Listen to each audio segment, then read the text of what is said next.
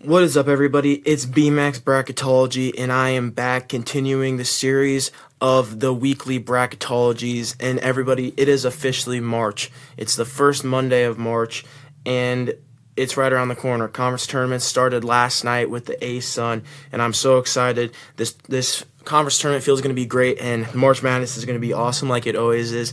And here I am predicting the field. So the 1 seeds, not much change with Auburn. I slid Duke into the number 2. They are just so dominant right now. And then the third overall one, I got Houston. They really have they just do what they do, and that's just win. They win tough ball games. They know how to win. They went on the road and beat Texas Tech.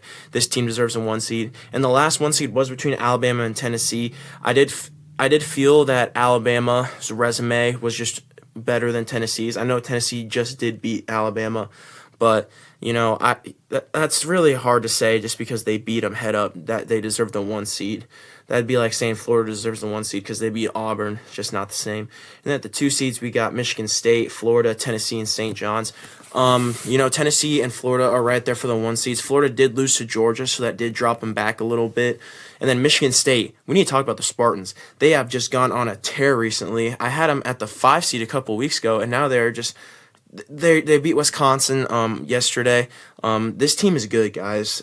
They don't rely on one player, and they just win. Tom Izzo, great coach. And then for the final 2 seed, I did choose St. John's. It was between St. John's, Wisconsin, Iowa State. I do think that the committee will grant, since St. John's won the Big East regular season, I think they are going to grant them the 2 seed just because they won their conference. And then at the 3 seeds, we got Iowa State, Kentucky, Wisconsin, and Texas Tech. I had Kentucky and Texas Tech sliding into the 3s this week, not because they won. It's just because Texas A&M and Michigan kind of fell apart this week. It's kind of crazy that you don't even have to win your games and you can move up just because other teams do so poorly. But Wisconsin, they've been really solid this year. Iowa State, I said, those two are really close to a 2 seed. Then at the 4 seeds, we got Texas A&M, Purdue, Clemson, and Michigan. Like I said, Texas A&M, they're not playing too hot, and neither is Michigan. Michigan got killed by Illinois yesterday, and I forgot who Texas A&M lost to, or they lost to Florida on Saturday, and it's just not looking good for the Aggies right now. And then Purdue, they had a rough stretch about a week, 2 ago, but I think they're starting to figure it out again. And then Clemson, they've been on a tear in the ACC. They've really just taken care of the opponents they're supposed to take care of, slid them into the 4. Then at the 5 seeds, you got Marquette, big riser. They're back to how they are. They're back to how they were playing. They had a rough stretch 1 to 2 weeks ago, but now they're back. Louisville just beating the teams they're supposed to in the ACC. St. Mary's, the WCC regular season champions, slid them up just because they won a conference that has multiple bids. I think that the committee is going to boost their seeding a little bit. Then we got Missouri. They did fall to Vanderbilt yesterday or on Saturday, but I still have them as a 5 seed, still a really solid team. And at the 6th line, we got Oregon, Maryland, Arizona, and Mississippi State. Oregon has a really good resume. That's what they are reliant on, which is a good thing to be reliant on. Maryland lost a heartbreaker to Michigan State last week. Really rough game for them. Then Arizona, they fell back. Sometimes you fall back and it's really not, it's kind of out of your control what other teams do. They beat who they're supposed to, but, other teams were able to rise in front of them because of how they played. And then Mississippi State has the final 6 seed to wrap that up. And then the 7 seeds, we got Ole Miss, Memphis, Kansas, and Illinois. Memphis won a really tough game at UAB yesterday. That was a solid win for the Tigers. They needed that to win the American regular season championship. And then Ole Miss, they just keep doing what they're doing. Kansas, they did lose to Texas Tech on Saturday. That is what Texas Tech did. I completely forgot about that. Yeah, Texas Tech beat them, so that's why they moved up to the 3. Back to Kansas. This team's too talented to be this low. I think this is a team that you should watch out for in March Madness.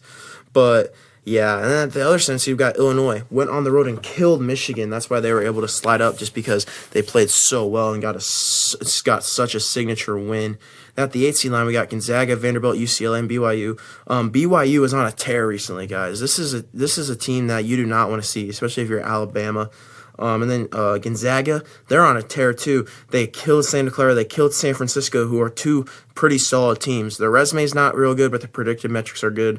They're a really solid team. And then Vanderbilt, they beat Missouri, so I slid them up to an 8 line. And then UCLA, just taking care of business against who they're supposed to. Haven't really beaten anybody good recently.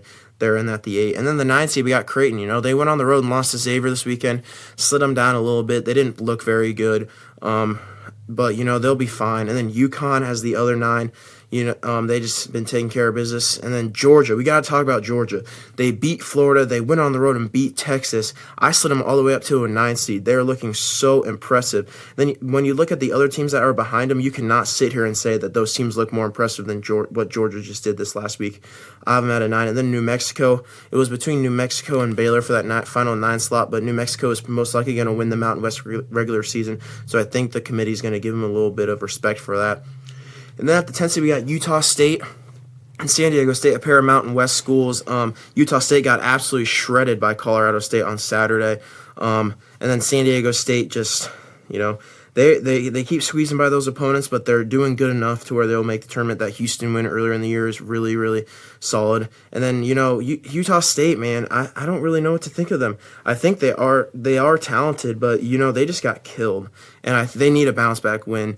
And then we got Baylor. They're really close to a 9 line. They have really good predictive metrics, resume metrics, all right. And as same with VCU, I slid them out to a 10 this week. They just keep taking care of business, and they do it at a very, very high level. So I slid them at the 10. And at the 11s, we got Drake. They survived a scare against Missouri State yesterday. I think they'll be fine, though. And then we got West Virginia. They are really built on the wins that they had in the non-conference play, but in the conference play they haven't been looking so good. I think they're just going to do enough to slide in. It would be really cool to see Drake in West Virginia, maybe a first 4 matchup, Darren DeVries against his former team if Drake doesn't win the Missouri Valley. Then at the 11th seed, we got Indiana. Mike Woodson, he's not going to be back next year. I think he's going to take his team to the tournament. They're looking all right. The bubble was just pretty weak this year, so I think they'll slot in. Then UC San Diego, they are a team that just keeps winning and winning dominantly. This is a team that should 100% be in the field. I would have them in the field if they were to not win their conference against UC Irvine. This team, I didn't say that about a week ago, but now you just see what they're doing to opponents. It is insane, and they should be in this tournament. There's no reason why they shouldn't be. Their metrics are great. Their predictive metrics are great. I mean, this is a team that should be in the tournament. And then at the 12 seed line, we got the last 4 in. I'll start with that. We got Ohio State and UNC. Those were the 2 teams a little bit above. North Carolina, they are looking really good right now too. They're taking care of business against who they're supposed to. And then Ohio State, they jump back into the field after a solid win this week.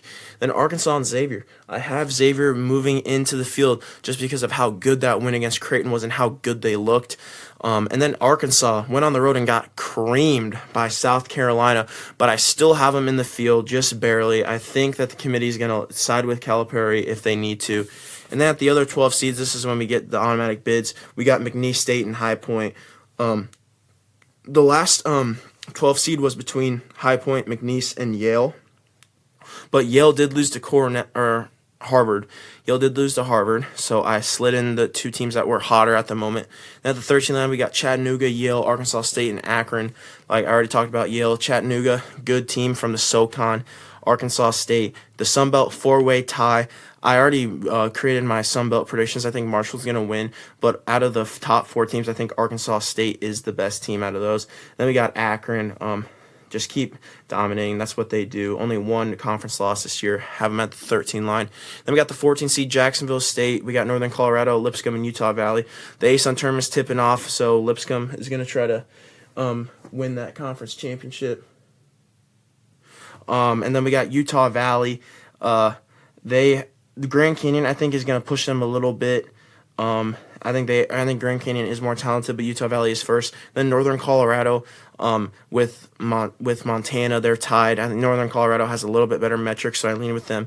And then Jacksonville State. Liberty has the best metrics in this conference, but Liberty did just lose to Kennesaw State, and they have to go on the road and beat Middle Tennessee. I think Jacksonville State's going to win that regular season. And then the 15, we got Central Connecticut, Robert Morris, Norfolk State, and Towson. Towson, man, I really like what this team has done. They've won. This is a generally tough conference. There are teams that are better than them in this conference, and they've taken care of business. Norfolk State still first. South Carolina State's giving a little run. And then Robert Morris, they were able to win the Horizon League regular season. I do think Milwaukee is going to win the Horizon League, but I just gave them I just slotted them in because they won the regular season. Then at the 15th seed, we got Central Connecticut, easily the best team in the NEC, proven it all year, solid team. And then at the 16 line, we got Omaha and Bryant. Omaha, they're really impressive, man. This is going to be a tough conference to win. I still haven't made my predictions for that. But Omaha, South Dakota State, St. Thomas, North Dakota State, South Dakota, those 5 teams are all capable of winning that conference, so I wouldn't be surprised to see any of them being in this field. Then we got Bryant. They're in the America East. Vermont has been historically running that. They're kind of catching up a little bit, but I think Bryant's going to win that regular season. And then we got SEMO and American. The Ohio Valley Tournament is the first team to punch their ticket to the dance. That's what it's on Saturday, I believe. And Southeast Missouri State is the best team in that conference, won the regular season. I think they're going to win that. Then American. It was between American and Bucknell to put here, but I did pick American to win the conference, so I slided American in here. Then we got Southern and Quinnipiac. We know another change in the MAC. It's crazy. Merrimack did beat Quinnipiac, but I still think that Quinnipiac is the best team in this conference. I haven't made my predictions yet. The bracket hasn't been released, but they are first place right now. And then we got Southern. Not a lot of push from other teams. Clearly the best team in the SWAC, but I'm not sure they're going to win the conference. And then, okay, so that's pretty much the field. Now let's talk about the bubble, the teams that just missed out. We got Oklahoma, Boise State, Nebraska, SMU, Cincinnati, Wake Forest. Those are the 6 teams that I think are still kind of in a range. I think Wake Forest is in a really bad spot right now. They don't have a lot of chances for much more wins. If they lose to Duke on Saturday, I don't think they have any chance. And with Texas and Colorado State, I don't really think they have a chance to make it either. I just put them in there because I wanted 2 more teams in just to show. And I kind of wanted to talk about Texas on how bad they played against Georgia. They're looking rough. They lost to Arkansas this week too. Those were 2 bubble games that they kind of needed to win to prove that they're an NCAA tournament team. And I don't think the committee's going to take them. And I put Colorado State in here just because of how dominant they looked against Utah State. Their metrics are all right. I don't think they're going to get an at-large, but they can steal a bid in the Mountain West. Then we got the other teams. Oklahoma, they had a really good non-conference schedule, but I think the committee's going to look at their SEC play and just be like, yeah, you haven't beaten anybody in the SEC. I think we're going to count you out. And then we got Boise State. They just keep climbing. They keep taking care of business of who they're supposed to. I think that if they win out in the Mountain West regular season and win a couple games in the Mountain West tournament, I think that they'll be able to have enough on their resume to get in. Then Nebraska. What a brutal loss to Minnesota. I don't really like how they have been playing recently. I slided them out, but just barely. If they win out the regular season, I think they'll be fine because they play Ohio State. And then we got SMU, big loss to Stanford on Saturday. That was the game that they really needed, and they didn't get it. They don't have a lot of opportunities to win more big games. I don't like the Mustangs' chances of getting in. And then we got Cincinnati. They're in the Big 12, so they obviously have chances, but their metrics are just a little bit behind everybody else, so don't love their chances. And then that's pretty much just sums up the March 3rd bracketology. Thank you guys so much for watching. I'm going to be posting more of these bracketologies now since it's March, probably Wednesday or Thursday, maybe Friday this week. Thank you guys so much for watching. That's all I got for you guys today. BMAX Bracketology out. God bless everyone.